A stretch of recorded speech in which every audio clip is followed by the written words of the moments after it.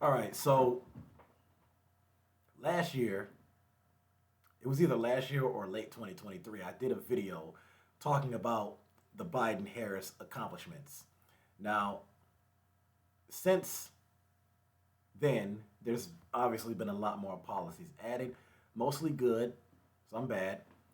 But so here's what I posted the day or a couple days after Election Day of 2024.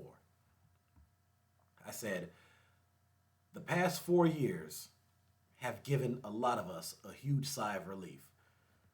We had decency, sanity, civility, intelligence, education, and respect restored to the White House. While everything wasn't exactly perfect, and while I didn't necessarily agree with everything that they said and did, I do want to say thank you to President Joe Biden and Vice President Kamala Harris for these policies and achievements. And here is a good list of the things that they've done from 2020 to 2024. Now, before I get into this list, let me just be honest and fair right quick, because I know this is where people are going to sit here and say, oh, well, you think everything was perfect and you don't have anything to criticize them on, and it's just everything Republicans bad. All right, well, to those of you who are thinking that, let me just tell you right now, this administration, the current administration and the previous one, uh, overfunded uh, other countries. They, especially with Israel, they're doing the same thing with Saudi Arabia. The Biden administration overfunded Ukraine, and we didn't get 15 an hour across the board. We still don't have Medicare for all or universal health care or free college. So I would say those are some of the main ones.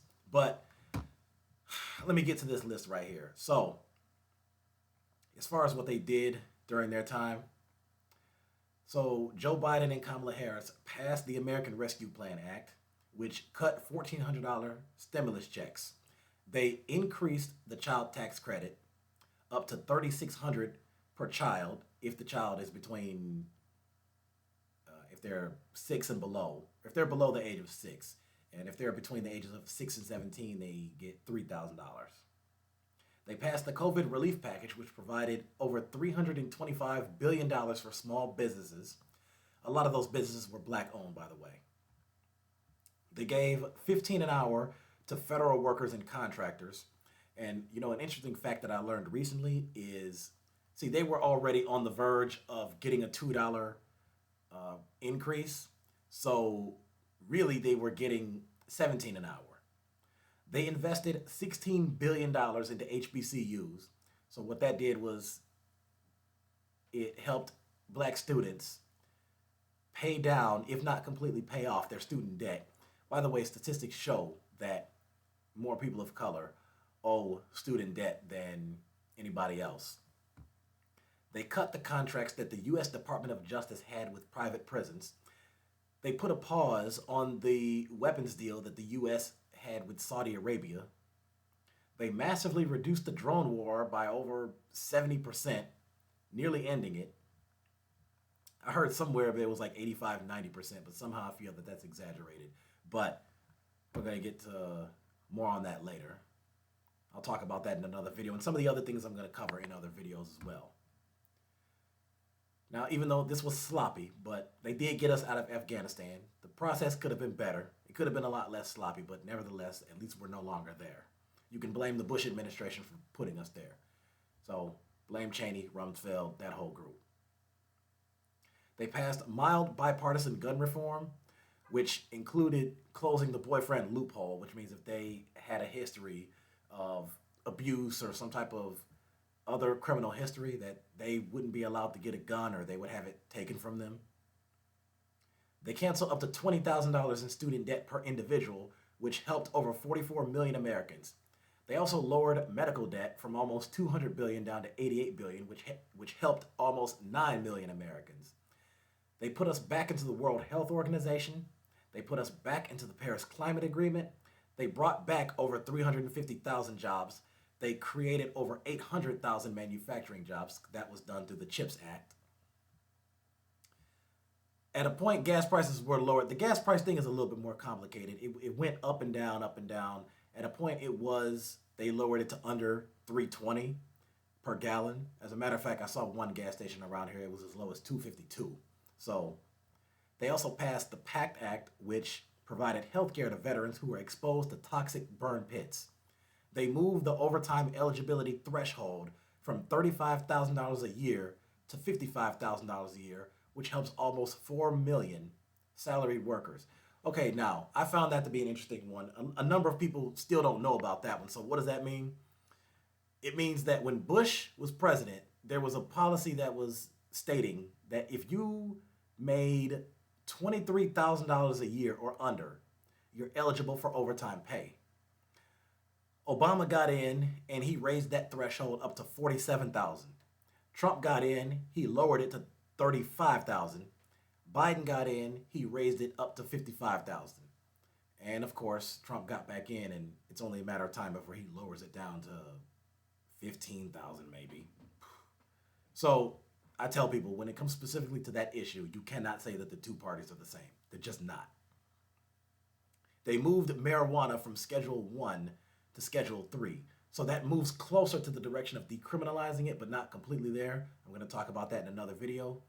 They expunged some marijuana-related charges and convictions. They provided $20 billion for the Economic Injury Disaster Loan Grants for low-income community businesses. They provided $284 billion for the Paycheck Protection Program. They went to Michigan to support and stand with United Auto Workers. They capped the cost of insulin at $35 a month. They gave a pay raise to over 200,000 construction workers. They passed the Inflation Reduction Act, which provided $64 billion in extending the Affordable Care Act, which then put on or brought back on 10 to 12 million Americans. They appointed the first black woman to the U.S. Supreme Court. They enrolled 16 million. Oh, here it is. I thought I had put it in there. They enrolled 16 million Americans onto the Affordable Care Act, or back onto the Affordable Care Act. Some people got back on it. Some people just got on it. They gave Medicare the allowance to negotiate lower drug prices.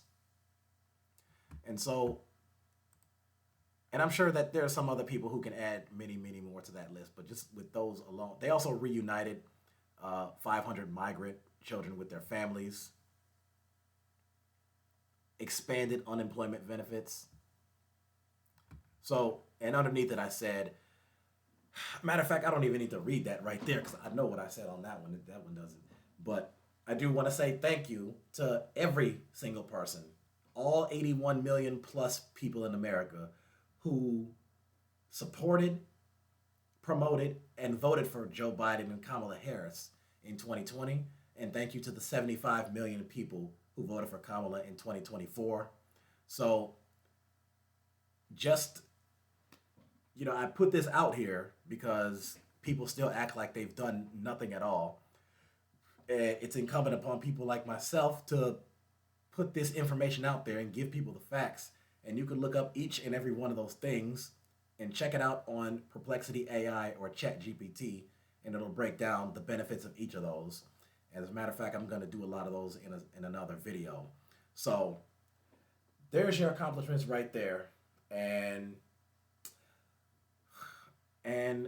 when Kamala ran in 2024, she said she was going to take that $3,000 child tax credit and extend it to $6,000. And also do a $25,000 down payment subsidy for first-time home buyers. And so I look at that and pair that with this, and